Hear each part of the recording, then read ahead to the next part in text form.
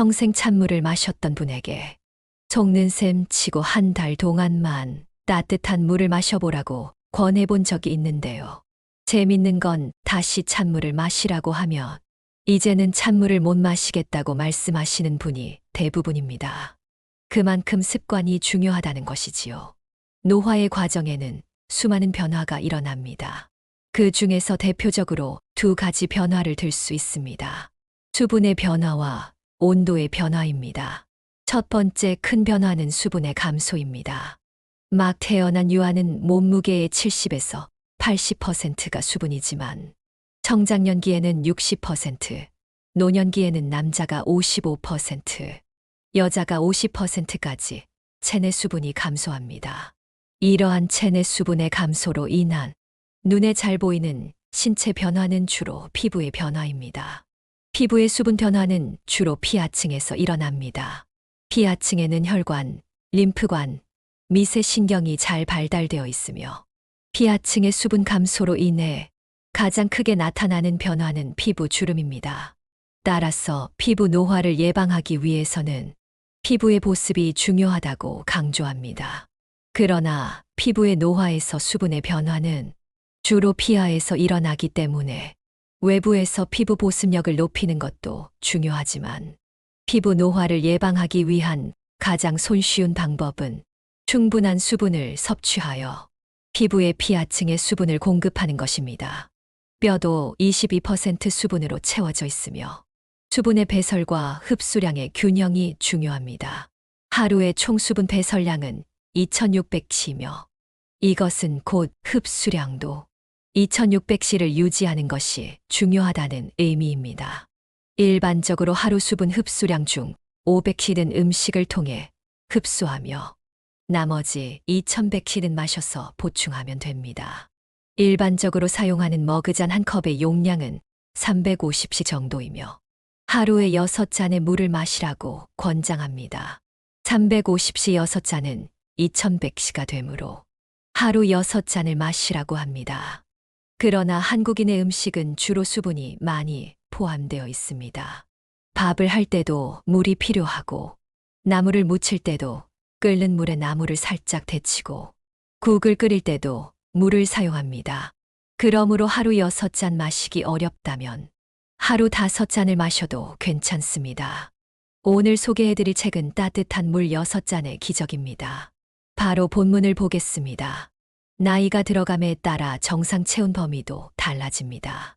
0세에서 2세까지는 36.4도에서 38도까지를 정상 체온 범위로 간주됩니다. 그러나 65세 이상의 경우 35.8도부터 37.5도까지를 정상 체온 범위로 간주됩니다. 즉, 나이가 들면 체온이 낮아진다는 것을 의미합니다.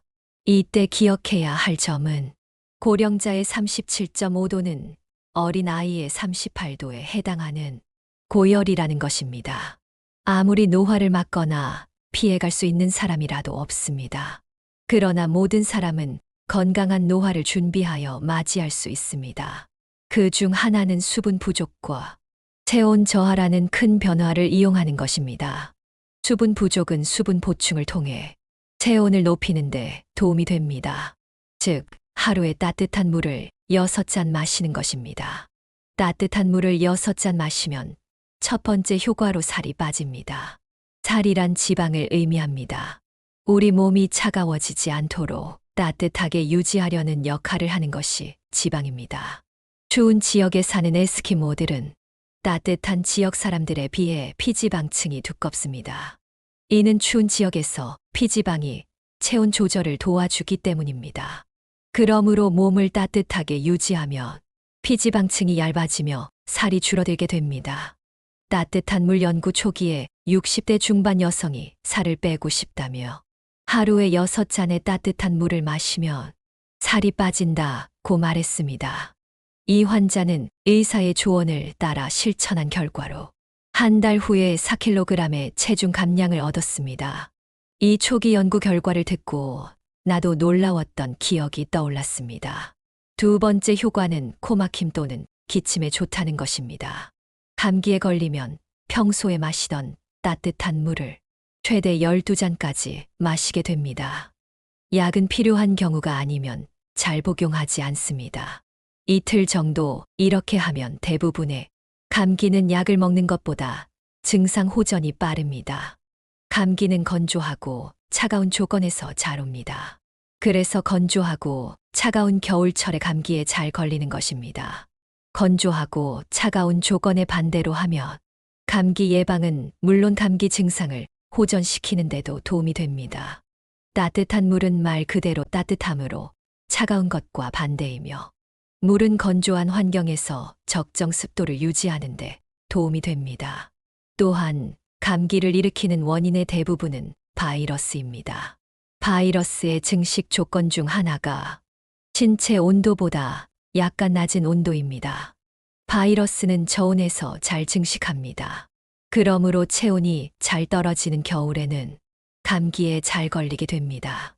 또한 평소에 몸을 차갑게 하는 습관이 감기에 잘 걸리게 합니다. 세 번째 효과로는 생리통이 줄어듭니다. 생리통의 주원인 중 하나가 수분 부족입니다. 생리기관에는 뇌에서 생리기관의 수분이 많이 필요하다고 감지하여 이를 위해 다른 기관의 수분을 생리기관으로 끌어당기게 됩니다.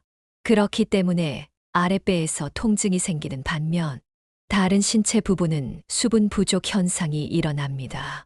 따라서 생리전 증후군은 이러한 수분 부족 현상에서 기인합니다. 생리 전부터 충분한 수분을 축적하여 몸의 수분 부족과 이로 인한 다양한 신체적 증상이 일어나지 않도록 해야 합니다. 따뜻한 물의 기는 근육의 긴장을 해소하고 혈액순환을 촉진하여 근육에 더 많은 혈액이 공급되어 생리통이 완화됩니다. 여섯 번째 효과는 여드름과 뾰루지를 줄여줍니다. 여드름이 잘 생기는 피부를 검지로 문질러 보면 기름기가 많이 있습니다. 이것은 바로 지성 피부입니다. 지성이라는 말은 기름기가 많은 피부를 의미합니다. 지방이 피지선에서 분비되어 잘 배출되지 못하고 고이는 것은 마치 물이 고이면 썩는 것과 같습니다. 이러한 분비물은 세균이 잘 자랄 수 있는 온상이 됩니다. 세균 감염이 일어나면 환옹되어 환성 여드름으로 발전합니다. 집에서 설거지를 할 때 기름이 잔뜩 묻은 그릇을 따뜻한 물에 잘 씻듯이 지성 피부도 따뜻한 물을 열심히 마시면 여드름이 잘 해결됩니다. 지성 피부의 여드름에는 시험 삼아 3개월 동안 따뜻한 물 6잔 마시기를 추천합니다. 따뜻한 물로 설거지하는 것과 원리가 같기 때문입니다. 마지막으로 따뜻한 물을 마시면 소화 기능을 향상시킵니다. 소화에 영향을 끼치는 요인 중 하나가 온도입니다. 소화 효소는 주성분이 단백질로서 온도에 따라 활성이 변합니다. 일반적으로 효소는 온도가 올라갈수록 반응 속도가 증가합니다. 그러나 지나치게 온도가 올라가면 단백질 변성이 일어나 반대로 반응 속도가 감소합니다. 우리 몸의 신체 온도가 37.5도인 것은 온도와 산도의 변화에 민감하게 반응하는 효소의 활성화와 관련이 있습니다. 또한 우리가 마시는 따뜻한 물이 효소의 활성 온도에 접근할 때 효소가 잘 활성화되는 환경이 조성됩니다. 따뜻한 물을 마시면 변비가 사라집니다. 찬물을 마시면 장운동이 저하되어 변비가 생길 수 있습니다. 이는 찬물이 물 분자의 크기가 상대적으로 크기 때문에 삼투압 현상이 일어나기 때문입니다. 따뜻한 물을 마시면 장운동이 정상으로 돌아오고 삼투압에 의해 장내물 분자가 체내로 흡수됩니다. 따뜻한 물을 마시면 배도 따뜻해지므로 변비를 해결하는 데 도움이 됩니다. 따뜻한 물을 마시면 비듬이 줄어듭니다. 충분한 수분 공급을 통해 피부의 건조를 예방하면 비듬도 줄어듭니다. 따뜻한 물을 마시는 것은 위에서 언급한 여러 가지 효과를 가져오므로 권장됩니다. 특히나 운동 후에는 찬물을 마시지 마세요. 운동 후에 찬물을 마시는 것은 최악의 조합입니다. 여름에 준비 운동 없이 수영장에 뛰어들면 무슨 일이 벌어지는지 잘 알고 있기 때문에 조심해야 합니다. 그렇지 않으면 심장마비로 갑자기 사망할 수도 있습니다. 뜨거운 접시를 찬물에 갑자기 집어넣으면 어떻게 될까요? 심장마비 같은 큰 충격은 아니어도 가랑비에 옷이 젖는 것처럼 지속적으로 이러한 충격에 노출되면 그 충격이 축적되어 언젠가는 문제를 일으킬 위험성이 커집니다. 그렇기 때문에 우리 몸이 뜨거운 접시와 같이 달궈져 있는 상황은 운동, 등산, 노동을 했을 때, 또는 찜질방에 있을 때, 열 받았을 때, 매운 음식을 먹었을 때, 술을 마셨을 때입니다. 이때 사람들은 대부분 찬물을 찾습니다. 바로 찬물이 뜨거운 접시를 찬물에 넣으면 깨지는 것과 같은 충격을 몸에 주는 것입니다. 따라서 운동을 한 뒤에 찬물을 마시는 것보다는 차라리 운동을 하지 말고 가만히 있는 것이 더 낫다고 말합니다. 운동 후에 물을 마시는 요령은 따로 있습니다. 먼저 몸이 식을 때까지 땀을 닦고 기다린 다음 찬물 가열을 한 다음 약간 따뜻한 물을 마십니다. 운동 후에는 몸이 달궈져 있는 상황이므로 약간 따뜻한 물을 마시면 됩니다. 왜 그런 것일까요? 운동을 하면 열이 나지만 측면에서 운동을 하느라 에너지를 사용하는 것이므로 에너지를 보충하는 의미가 있습니다. 따뜻한 물을 통해서 따뜻한 열 에너지를 보충하는 것입니다. 암, 고혈압, 당뇨, 고지혈증 등은 현대인이 당면한 만성질환이기도 합니다. 정상세포와 암세포를 42도 이상의 온도에 노출하면 어떻게 될까요? 암세포는 42도 이상에서 죽지만 정상세포는 45도가 돼야 죽습니다. 바꿔 말하면 암세포는 정상세포와 비교해 조금 더 잘 생존합니다. 즉, 암세포는 저체온 환경을 좋아합니다. 저체온은 저산소 환경이라는 말과 같은 의미입니다. 암 치료 방법에는 하이팩 요법이 있습니다. 원리를 설명하자면 정상세포는 42도 이상에서도 생존하고 암세포는 40도에서 변화하여 42도를 넘어가면 여기지는 원리를 이용한 치료 요법입니다. 이는 몸을 따뜻하게 해주는 것이 면역력 증강과 암을 예방하는 효과가 있다는 뜻입니다. 수분을 보충하지 않으면 우리 몸은 수분 부족 상태에 이르게 되고 연속적인 반응으로 혈압이 상승하게 됩니다. 바꿔 말하면 혈압이 높은 경우 혹시 수분 부족 상태는 아닌지 의심해 봐야 합니다. 그리고 3개월 정도 꾸준히 물을 충분히 마셔보면서 혈압의 변화를 관찰하는 것이 중요합니다. 보통 따뜻한 물 6잔을 꾸준히 마시면 2에서 3개월 뒤 수축기 혈압은 10에서 15 정도, 이완기 혈압은 5에서 10 정도 하강합니다. 보통 혈압약을 개발할 때 신약은 기존 약에 비해 수축기 혈압을 10에서 15 정도만 하강시켜 좋은 약으로 평가되며 출시됩니다. 물, 특히 따뜻한 물도 신약 못지않은 효과를 얻을 수 있습니다. 잠들기 전에 물 한 잔을 마셔야 하는 이유. 수면에 들어가면 초반에 많은 땀을 흘립니다. 대부분은 잠든 직후에 땀을 흘리고 약 1컵 분량의 땀을 흘리기 때문에 수면 시간 내내 수분 부족 상태로 잠을 자게 되면 여러 문제가 발생할 수 있습니다. 그래서 잠들기 전에 물 한 잔, 가급적 따뜻한 물 한 잔을 마시기를 권합니다. 취침 전에 적당한 수분 섭취는 수면 중의 갈증을 예방해 줍니다. 수면 중에 1컵 분량의 땀을 흘리는데 거의 대부분이 잠든 직후에 배출됩니다. 따라서 수면 중에 갈증을 느끼기 쉽습니다. 갈증을 느끼면 수면 중간에 일어나서 물을 마셔야만 갈증이 해결되므로 질 좋은 수면을 취할 수 없습니다. 잠들기 전 따뜻한 물 한 잔, 그리고 침대 중간에 깨면 다시 미지근한 물 한 잔을 마시는 것을 권합니다. 물이 지나치게 뜨거우면 자율신경계 중 교감 신경계를 향상시킵니다. 잠들기 전 수분 섭취는 피부를 촉촉하고 탄력 있게 만들어줍니다. 피부는 인체 중 가장 큰 기관으로 혈액의 1을 차지해 피부의 건강을 유지하고 체온을 조절합니다. 따라서 수분이 부족하면 피부가 건조해지고 인체의 방어 기능이 약화됩니다. 새벽이나 아침에 심근경색 또는 뇌경색이 잘 발생하는 이유는 수면 시 많은 양의 수분이 손실되어 혈액이 탁한 상태가 되기 때문입니다. 성인이 수면 시 흘리는 땀은 300시 정도입니다. 계절에 따라 약간의 차이는 있지만 수면 시 배출되는 수분으로 인해 혈액의 점도가 상승하여 끈적끈적하고 탁해집니다. 음식을 천천히 먹어서 문제가 되는 경우는 거의 없습니다. 대부분의 문제는 음식을 빨리 먹는 데서 발생합니다. 건강 강의를 할 때 우스갯소리로 남편을 빨리 보내는 방법을 소개해 줍니다. 그것은 빨리 먹게 하라와 찬물을 마시게 하라입니다. 그렇다면 반대로 하면 됩니다. 몸을 따뜻하게 하고 물을 자주 마시도록 합시다. 이 일을 동시에 하면 되는데 바로 따뜻한 물을 마시는 것입니다. 이제부터는 음식을 천천히 먹는 습관을 길러서 체내 장기가 음식을 소화시킬 준비가 된 상태에서 음식을 받아들여 제 기능을 하도록 해서 건강을 유지합시다. 현대인은 정신없이 먹는 식습관으로 인해 과식이 일상화되었고 이로 인한 호르몬 장애와 신진대사의 불균형으로 다양한 현대적 질병이 증가하고 있습니다. 여기에 반기를 들고 바른 식생활 습관을 주장하는 의사가 있습니다.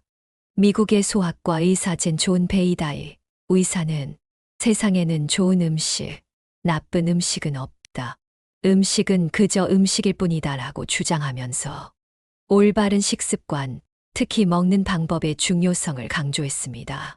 또한 그는 마음 챙김 먹기를 실천하기 위해서 수저 내려놓기를 실천해야 한다고 강조했습니다. 그런데 우리나라 사람은 숟가락과 젓가락을 모두 사용하기 때문에 이 둘을 동시에 손에서 내려놓아야 합니다. 손에 아무것도 없어야 의식이 식사에만 집중할 수 있다는 말이죠. 밥 한 숟가락을 떠서 먹은 다음에 음식을 오래 씹고 반찬을 먹어야 합니다. 밥을 한 숟가락을 떠서 먹으면 손에 젓가락이 있어서 의식적으로 반찬이나 국을 향하게 됩니다. 거의 반사적으로 젓가락을 잡고 있는 손이 움직이고 있는 거죠. 반찬을 먹으면 반찬에 있는 양념 맛 때문에 음식을 오래 씹지 못하고 바로 삼키게 되는데요. 앞으로는 먼저 밥을 한 숟가락을 떠서 먹고 젓가락을 손에서 내려놓을 거예요. 밥을 30번 이상 씹은 다음에 반찬을 먹고 씹고 음식을 삼키세요. 이렇게 식사하면 식사 시간이 최소 15분 이상은 넘어갈 거예요. 예전에 진료했던 치매 환자들의 잠자는 모습을 보면 모두 입을 벌리고 입으로 숨을 쉬는 상태에서 잠자고 있는 모습을 볼 수 있었습니다. 혹시 요양병원에 갈 기회가 있으면 잠자는 환자의 모습을 자세히 관찰해 보세요. 대부분의 환자들이 입을 벌리고 자는 모습을 볼 수 있을 거예요. 입을 벌리고 잠자는 것은 단순한 문제가 아니라 뇌의 기능과 관련이 있습니다. 우리의 뇌는 몸무게의 2%에 해당하는 1.4kg이지만 20%의 에너지를 사용하기 때문에 과열될 수 있습니다. 과열되지 않도록 하기 위해 뇌 상층부에서는 머리털이 역할을 해주고 뇌 기저부인 코로 숨을 쉴 때 부비동에 들어오는 신선한 차가운 공기를 통해 과열되지 않도록 해줍니다.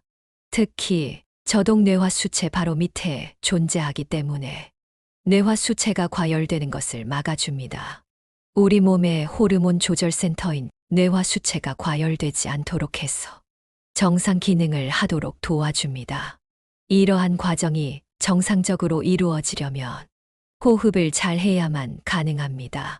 호흡할 때 특히 숨을 들이마실 때 공기의 흐름을 보면 코로 숨을 쉴 때 부비동을 환기시키는 공기의 흐름을 볼 수 있습니다.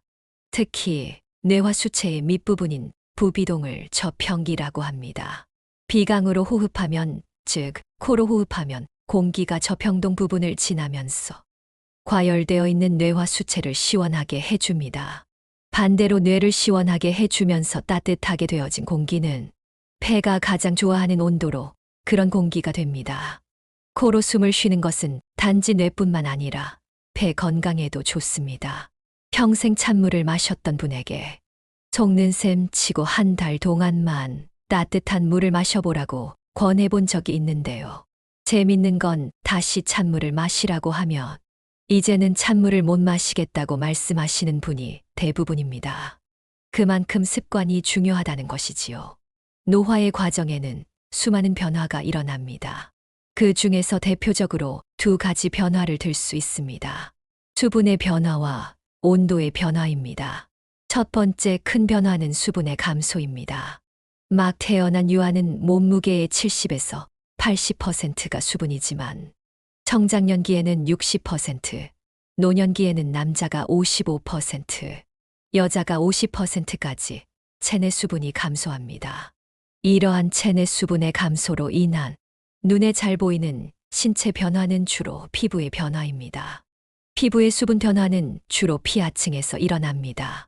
피하층에는 혈관, 림프관, 미세신경이 잘 발달되어 있으며 피하층의 수분 감소로 인해 가장 크게 나타나는 변화는 피부 주름입니다. 따라서 피부 노화를 예방하기 위해서는 피부의 보습이 중요하다고 강조합니다. 그러나 피부의 노화에서 수분의 변화는 주로 피하에서 일어나기 때문에 외부에서 피부 보습력을 높이는 것도 중요하지만 피부 노화를 예방하기 위한 가장 손쉬운 방법은 충분한 수분을 섭취하여 피부의 피하층에 수분을 공급하는 것입니다. 뼈도 22% 수분으로 채워져 있으며 수분의 배설과 흡수량의 균형이 중요합니다. 하루의 총 수분 배설량은 2600c이며 이것은 곧 흡수량도 2600c를 유지하는 것이 중요하다는 의미입니다. 일반적으로 하루 수분 흡수량 중 500c는 음식을 통해 흡수하며 나머지 2100c는 마셔서 보충하면 됩니다. 일반적으로 사용하는 머그잔 한 컵의 용량은 350c 정도이며 하루에 6잔의 물을 마시라고 권장합니다. 350c 6잔은 2100c가 되므로 하루 6잔을 마시라고 합니다. 그러나 한국인의 음식은 주로 수분이 많이 포함되어 있습니다. 밥을 할 때도 물이 필요하고 나물을 무칠 때도 끓는 물에 나물을 살짝 데치고 국을 끓일 때도 물을 사용합니다. 그러므로 하루 6잔 마시기 어렵다면 하루 5잔을 마셔도 괜찮습니다. 오늘 소개해드릴 책은 따뜻한 물 6잔의 기적입니다. 바로 본문을 보겠습니다. 나이가 들어감에 따라 정상 체온 범위도 달라집니다. 0세에서 2세까지는 36.4도에서 38도까지를 정상 체온 범위로 간주됩니다. 그러나 65세 이상의 경우 35.8도부터 37.5도까지를 정상 체온 범위로 간주됩니다. 즉, 나이가 들면 체온이 낮아진다는 것을 의미합니다. 이때 기억해야 할 점은 고령자의 37.5도는 어린아이의 38도에 해당하는 고열이라는 것입니다. 아무리 노화를 막거나 피해갈 수 있는 사람이라도 없습니다. 그러나 모든 사람은 건강한 노화를 준비하여 맞이할 수 있습니다. 그 중 하나는 수분 부족과 체온 저하라는 큰 변화를 이용하는 것입니다. 수분 부족은 수분 보충을 통해 체온을 높이는 데 도움이 됩니다. 즉, 하루에 따뜻한 물을 6잔 마시는 것입니다. 따뜻한 물을 6잔 마시면 첫 번째 효과로 살이 빠집니다. 살이란 지방을 의미합니다. 우리 몸이 차가워지지 않도록 따뜻하게 유지하려는 역할을 하는 것이 지방입니다. 추운 지역에 사는 에스키모들은 따뜻한 지역 사람들에 비해 피지방층이 두껍습니다. 이는 추운 지역에서 피지방이 체온 조절을 도와주기 때문입니다. 그러므로 몸을 따뜻하게 유지하면 피지방층이 얇아지며 살이 줄어들게 됩니다. 따뜻한 물 연구 초기에 60대 중반 여성이 살을 빼고 싶다며 하루에 6잔의 따뜻한 물을 마시면 살이 빠진다고 말했습니다. 이 환자는 의사의 조언을 따라 실천한 결과로 한 달 후에 4kg의 체중 감량을 얻었습니다. 이 초기 연구 결과를 듣고 나도 놀라웠던 기억이 떠올랐습니다. 두 번째 효과는 코막힘 또는 기침에 좋다는 것입니다. 감기에 걸리면 평소에 마시던 따뜻한 물을 최대 12잔까지 마시게 됩니다. 약은 필요한 경우가 아니면 잘 복용하지 않습니다. 이틀 정도 이렇게 하면 대부분의 감기는 약을 먹는 것보다 증상 호전이 빠릅니다. 감기는 건조하고 차가운 조건에서 잘 옵니다. 그래서 건조하고 차가운 겨울철에 감기에 잘 걸리는 것입니다. 건조하고 차가운 조건에 반대로 하면 감기 예방은 물론 감기 증상을 호전시키는 데도 도움이 됩니다. 따뜻한 물은 말 그대로 따뜻함으로 차가운 것과 반대이며 물은 건조한 환경에서 적정 습도를 유지하는 데 도움이 됩니다. 또한 감기를 일으키는 원인의 대부분은 바이러스입니다. 바이러스의 증식 조건 중 하나가 신체 온도보다 약간 낮은 온도입니다. 바이러스는 저온에서 잘 증식합니다.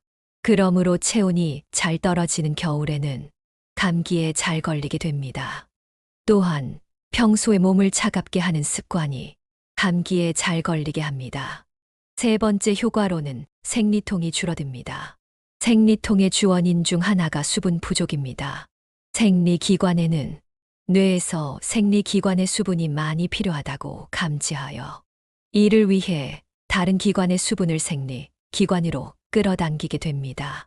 그렇기 때문에 아랫배에서 통증이 생기는 반면 다른 신체 부분은 수분 부족 현상이 일어납니다. 따라서 생리전 증후군은 이러한 수분 부족 현상에서 기인합니다.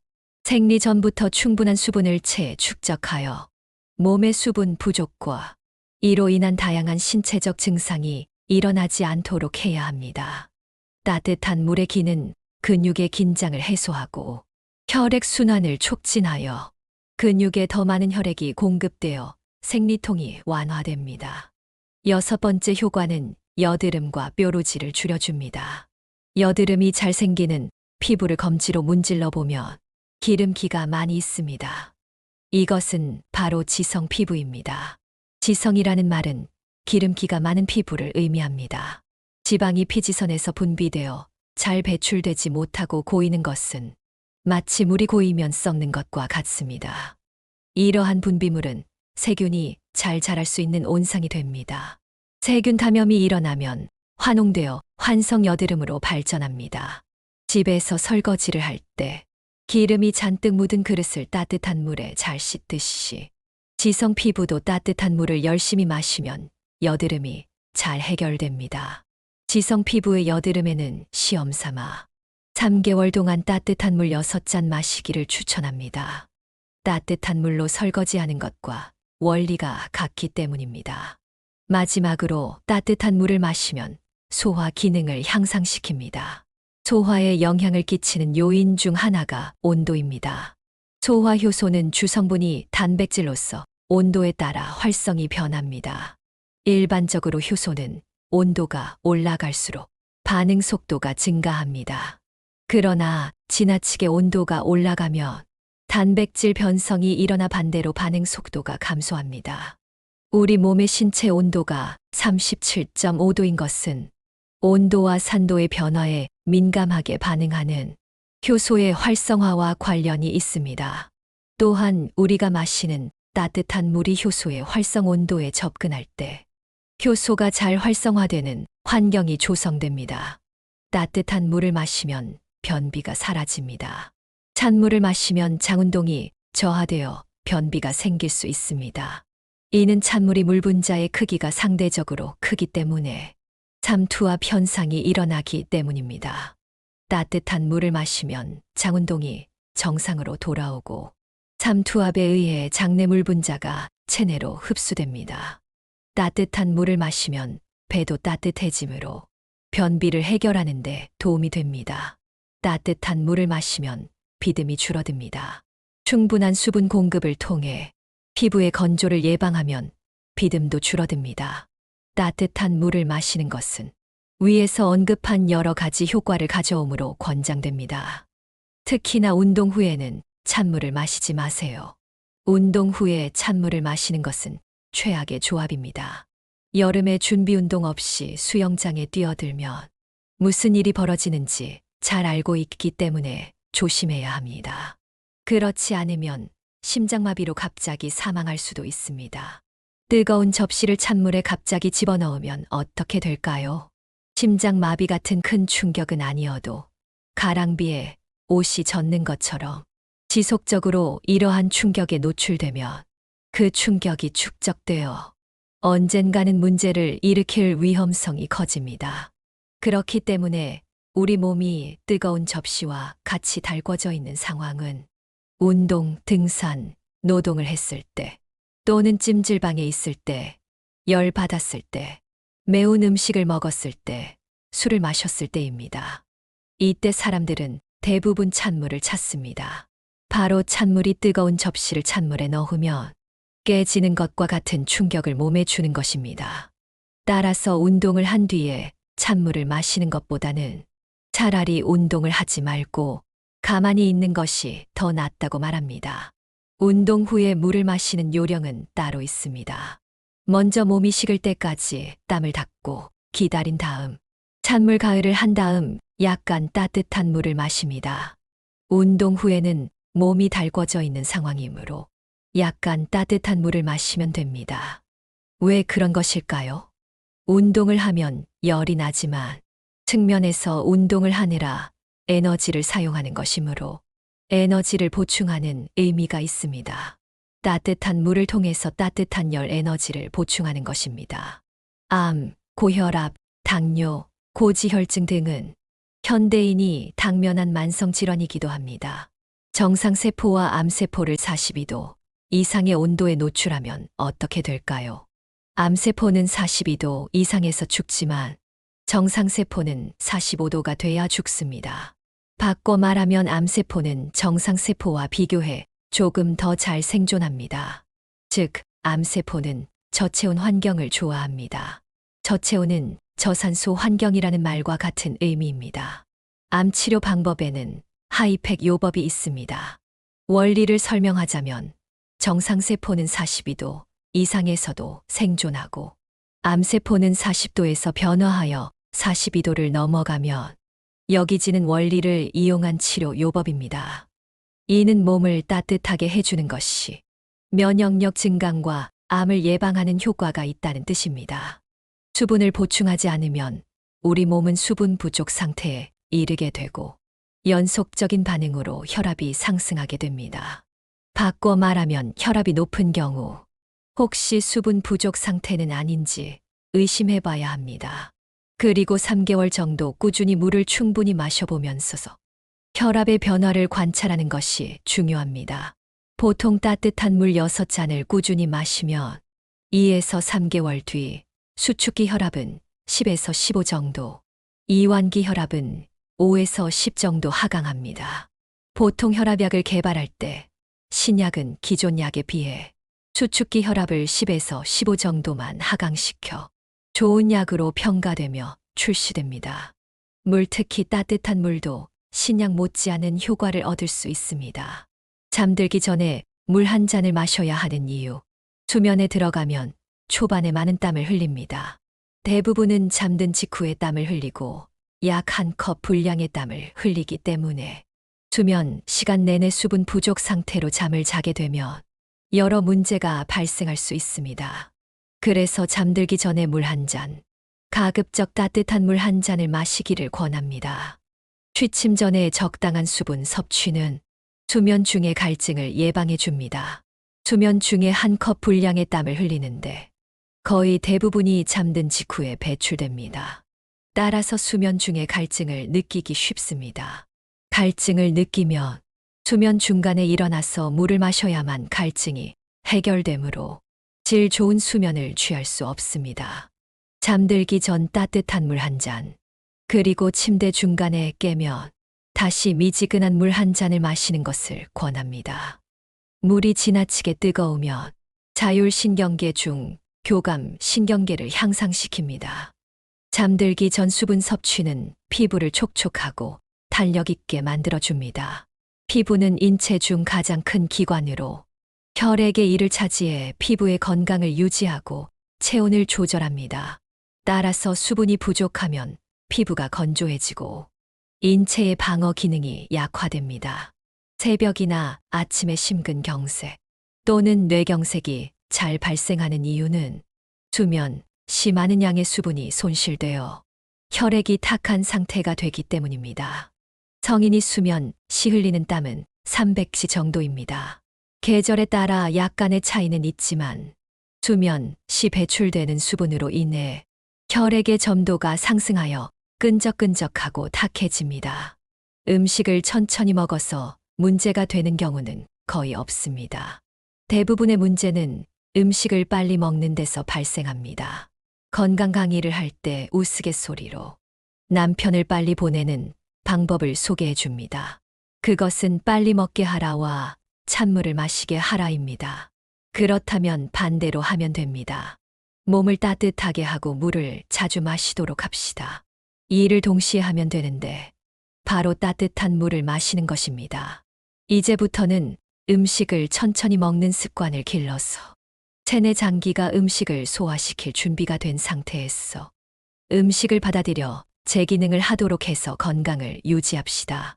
현대인은 정신없이 먹는 식습관으로 인해 과식이 일상화되었고 이로 인한 호르몬 장애와 신진대사의 불균형으로 다양한 현대적 질병이 증가하고 있습니다. 여기에 반기를 들고 바른 식생활 습관을 주장하는 의사가 있습니다. 미국의 소아과 의사 존 베이다이 의사는 세상에는 좋은 음식, 나쁜 음식은 없다. 음식은 그저 음식일 뿐이다라고 주장하면서 올바른 식습관, 특히 먹는 방법의 중요성을 강조했습니다. 또한 그는 마음 챙김 먹기를 실천하기 위해서 수저 내려놓기를 실천해야 한다고 강조했습니다.